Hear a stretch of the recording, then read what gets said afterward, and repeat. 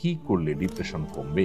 Depression থেকে হাদিসে আল্লাহ কিছু পরামর্শ দিয়েছি। প্রথমত আল্লাহ বলেছেন, আলা বিযিকরিল্লাহি তাতমাইন্নুল কুলুব। আল্লাহ তাআলার জিকির এটা মানুষের অন্তরকে প্রশান্ত করে। বিধায় অন্য ব্যস্ততা কমিয়ে আল্লাহর সাথে একান্ত যোগাযোগ বাড়ানো, আল্লাহর স্মরণ, আল্লাহর জিকির এটা বৃদ্ধি করা, এটা হবে আপনার ডিপ্রেশন দূর করবার অন্যতম উপায়। দ্বিতীয়ত হলো ডিপ্রেশন এটা আসলে নৈরাশ্য থেকে আসে। আল্লাহর প্রতি বিশ্বাস যদি কারোর প্রগাঢ় হয়, আল্লাহ রহমান রাহিমিন, আল্লাহ সব কিছু করতে পারেন, এই বিশ্বাস যদি কারোর থাকে, তাহলে তার মধ্যে ডিপ্রেশন কাজ করতে পারে না। বিধায় আমাদের ঈমান, আমাদের আল্লাহর প্রতি বিশ্বাস, আস্থা এগুলো যদি আমরা বাড়াতে পারি, ইনশাআল্লাহ ডিপ্রেশন কমে যাবে। অর্থাৎ ঈমান এবং তাকওয়ার চর্চা বাড়াতে হবে। তৃতীয়ত ইস্তেগফার, আল্লাহর কাছে নিজের গুনাহ এবং পাপাচারের জন্য যদি ক্ষমা প্রার্থনা করেন, তাহলে সেক্ষেত্রে আল্লাহ তাআলা আপনার ডিপ্রেশন এবং দুশ্চিন্তা দূর করে দিবেন। হাদিসে আসছে নবী সাল্লাল্লাহু আলাইহি ওয়াসাল্লাম বলেছেন, মান লাযিমাল ইস্তিগফার জাআলাল্লাহু মিন কুল্লি দিকিন মাখরাজা ওয়া মিন কুল্লি হাম্মিন ফারাজা।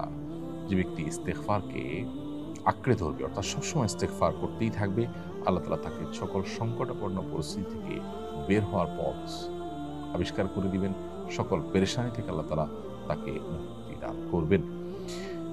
এর পাশাপাশি চতুর্থ যে বিষয়টি বলতে চাইছিলাম তা হলো দুরূদ পাঠ করা। বেশি বেশি দুরূদ পাঠ করলে সেটাও আমাদের দুশ্চিন্তা, পেরেশানি, ডিপ্রেশনকে দূর করবে ইনশাআল্লাহ। কারণ দুরূদের মাধ্যমেও সেটি হবে বলে হাদিসে রয়েছে।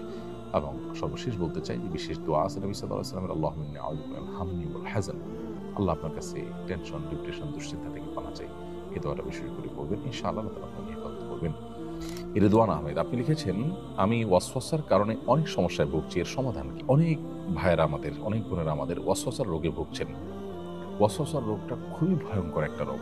একজন মানুষকে মানসিকভাবে অনেক অসুস্থ করে দেয়। আজকে জুমার পরও আমার মসজিদে অনেক দূর থেকে একজন ভাই এসেছেন, তার বাবা সহকারী। তিনি ভয়ঙ্কর ওয়াসওয়াসার রোগে ভুগছেন। মামাতো বোনের সাথে তার বিবাহ ঠিক হয়েছে, কিন্তু মামির সাথে কোনো প্রকার হুরমতে মুসাহারা হলো কিনা, অজান্তে কোনো প্রকার কোনো কিছু হলো কিনা, তার তরফ থেকে না হলে মামির তরফ থেকে হলো কিনা, এটা নিয়ে সে ওয়াসওয়াসায় ভুগছে। তো এই জাতীয় ওয়াসওয়াসার কারণে দেখা যায় যে দাম্পত্য জীবনে কলহ, ইবাদত বন্দেগীতে মনোযোগিতা কমে যাওয়া, নানাবিধ সমস্যা সৃষ্টি হয়। উযু করতে গিয়ে দেখা যায় ১০ বার ২০ বার হাত ধোয়া হচ্ছে এবং হাত মুখ ধোয়া হলো কিনা, শুকিয়ে থাকলো কিনা কোনো জায়গা, এই অহেতুক সংশয় এটা নিয়ে দেখা যায় যে ১০ বার ২০ বার ৩০ বার পর্যন্ত ধোয়ার কাজ করা হচ্ছে, এদিকে জামাত শেষ হয়ে যাচ্ছে। তো এই অসুস্থতাগুলো শয়তান আমাদের মধ্যে সৃষ্টি করে, আমাদেরকে বিভ্রান্ত করবার জন্য, আমাদেরকে ভালো কাজ থেকে দূরে সরাবার জন্য। এগুলোর জন্য দুটি করণীয় আমাদের আছে। প্রথমত, ভালো কোনো মানসিক ডাক্তার আমরা দেখাতে পারি। বিশেষ করে দিনদার যদি মানসিক ডাক্তার হন তাহলে ভালো হয়। যদিও সাইকোলজির এই জগতে বেশিরভাগই আপনার সেকুলারিজমের দাপট এবং দৌরাত্ম্য অনেক বেশি। দিনমুখী যারা আছেন তাদের এই সেক্টরে এগিয়ে আসা উচিত, কারণ এখন গোটা পৃথিবীতেই মানুষের যে সমস্ত সমস্যাগুলো দিন দিন বেড়ে চলেছে, এর মধ্যে সাইকোলজিক্যাল সমস্যা অনেক বেশি। সো এখানে ভালো কোনো সাইকিয়াট্রিস্ট, সাইকোলজিস্টের শরণাপন্ন হওয়া এটা একটা ব্যাপার। আর দ্বিতীয়ত হলো ভালো কোনো রাকির শরণাপন্ন হওয়া। সোশ্যাল মিডিয়াতে বা বিভিন্ন প্লে স্টোর, অ্যাপ স্টোর এগুলোতে আপনি যদি ওয়াসওয়াসার রুকিয়া লিখে সার্চ দেন, তাহলে হয়তো আপনি অনেক রুকিয়ার অ্যাডভাইস পাবেন, সেটাকে আপনি অনুসরণ বা ফলো করতে পারেন। অডিও বা ভিডিও পেলে সেগুলো আপনি মনোযোগের সাথে শুনতে পারেন। আমি আশা করি যে আপনি যদি ভালো মতো রুকিয়া করেন, তাহলে ইনশাআল্লাহ আপনার এই ওয়াসওয়াসার সমস্যা কেটে যাবে। আর অনেক ভাইরা, অনেক বোনেরা এই সমস্যায় ভুগছেন এবং এটার কারণে তাদের জীবন অনেকটাই ব্যাহত হচ্ছে। তৃতীয়ত আরেকটি সম্পূরক সমাধান বলতে চাই, সেটি হলো ওয়াসওয়াসা রোগের মূল ট্রিটমেন্ট হলো এটাকে ইগনোর করা। যিনি ওয়াসওয়াসা রোগে ভুগছেন তার এটা বোঝা উচিত এটা শয়তান আমাকে পেরেশান করবার জন্য করছে, অতএব এটাকে আমলে নেওয়া মানে হলো শয়তানের কাজটাকে ত্বরান্বিত করা এবং সহজতর করা। ওয়াসওয়াসা দিয়ে শরীয়তের কোনো কিছু সাব্যস্ত হয় না। সো আমাকে ৩ বার হাত ধোয়ার কথা নবী সাল্লাল্লাহু আলাইহি ওয়াসাল্লাম নির্দেশ করেছেন ওযুর জন্য। আমি ৩ বার হাত ধোবো, এরপরে শুকনা আছে কিনা আমার দায় নেই। এটা রাসূল আকরাম সাল্লাল্লাহু আলাইহি ওয়াসাল্লামের বিষয়।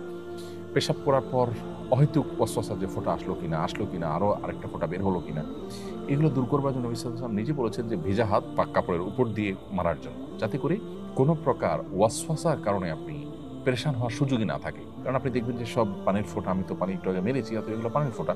সো কোনো কিছু উযু করতে গিয়ে একটু পানি দেখলাম, আর এটা পেশাব বের হলো কিনা, এটা নিয়ে আমি অহেতুক পেরেশানিতে পড়ে গেলাম, আবার কাপড় পাল্টাপাল্টিতে চলে গেলাম, এদিকে জামাত শেষ হয়ে গেল।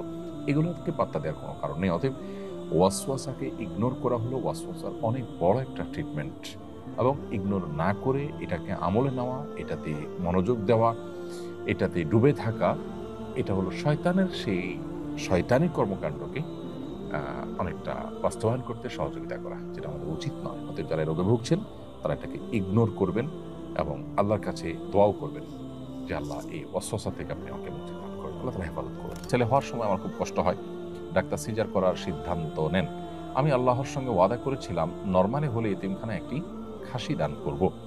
আমার ছেলের বয়স 7 বছর, এখন সম্পন্ন করতে পারিনি। এই ওয়াদা করা কি আমার সঠিক হয়েছে?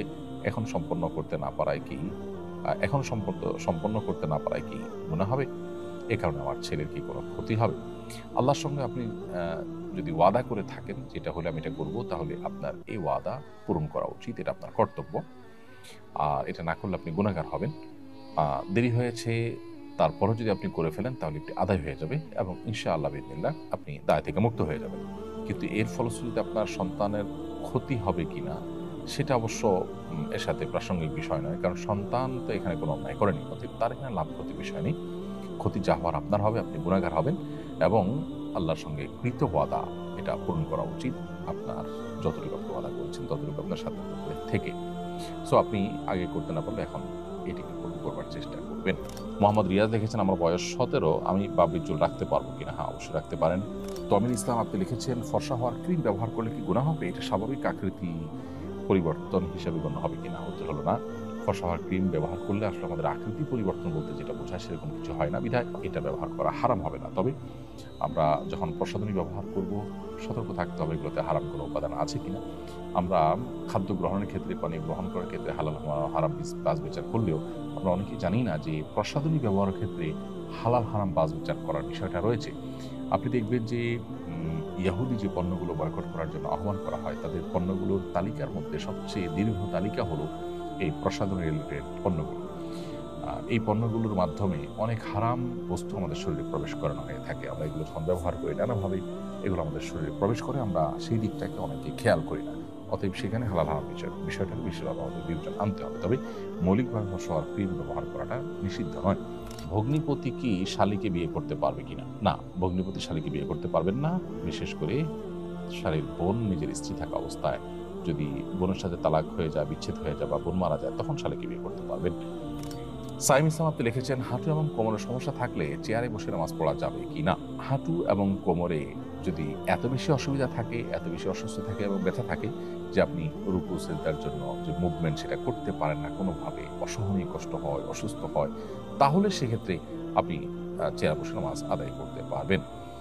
আর যদি সমতলে বসে বসে সালাত আদায় করার সুযোগ থাকে তাহলে সেটা আপনি করবেন। সেটা যদি না হয় তাহলে চেয়ারে বসে নামাজ আদায় করতে পারেন। কিন্তু যদি অপারগ হলে তখন শুধুমাত্র একটু অস্বস্তি লাগছে বা একটু কষ্ট হচ্ছে, এটার উপর ভিত্তি করে আপনি চেয়ারে বসে নামাজ পড়া শুরু করলে সেটি সঠিক হবে না।